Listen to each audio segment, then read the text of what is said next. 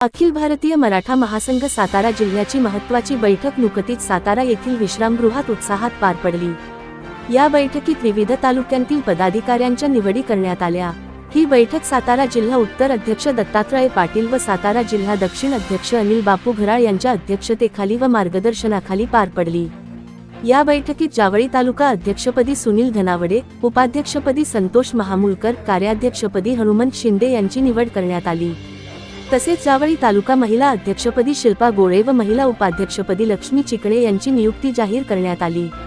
यावेळी सातारा जिल्हा संयुक्त चिटणीस संदीप माने, खंडाळा तालुका अध्यक्ष प्रवीण वीर, सातारा तालुका अध्यक्ष अमोल जाधव, महाबळेश्वर तालुका अध्यक्ष विजयकुमार भिलार, कोरेगाव तालुका अध्यक्ष तेजेश घोरपडे, सातारा तालुका सदस्य रमेश वाघमळे तसेच इतर नवनिर्वाचित पदाधिकाऱ्यांना नियुक्तीपत्र देऊन सन्मानित करण्यात आले। बैठकीदरम्यान जिल्हा चिटणीस जितेंद्र भोसले यांनी मराठा महासंघाच्या कार्याची माहिती देत सखोल मार्गदर्शन केले।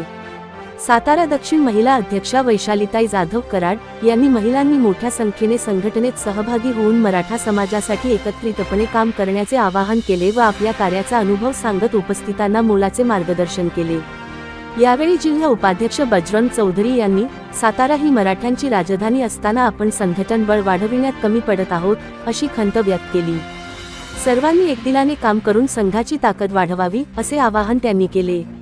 या बैठकीस जिल्हा उपाध्यक्ष शंकरराव जांभळे, जिल्हा उपाध्यक्ष बजरंग चौधरी, सरचिटणीस जितेंद्र भोसले, सातारा दक्षिण महिला अध्यक्षा वैशालीताई जाधव, विजयकुमार भिलारे, दिलीपराव वागदरे, संयुक्त सरचिटणीस संदीप माने, कार्याध्यक्ष बजरंग वांगडे यांच्यासह अनेक पदाधिकारी, सभासद व सदस्य मोठ्या संख्येने उपस्थित होते। न्यूज मराठी लाईव्ह साठी प्रतिनिधी श्री बजरंग चौधरी, सातारा। मुलात आमची 75 मुलं बसलेत का ह्याची लिस्ट आपण बघायला पाहिजे। तर गोळ कुठे होणार नाही आणि तिथे गोळ होत नाही। ते ऑलरेडी 200 मुलांची कॅटेगरी आहे, त्यातली 75 मुलं बसवतातच, म्हणजे किती पण खर्चाचं ते काम असतं, पण हे आपल्याला माहित पाहिजे। अण्णासाहेब पाटील आर्थिक मागास विकास महामंडळाच्या माध्यमातून हे अनुदान मिळाले।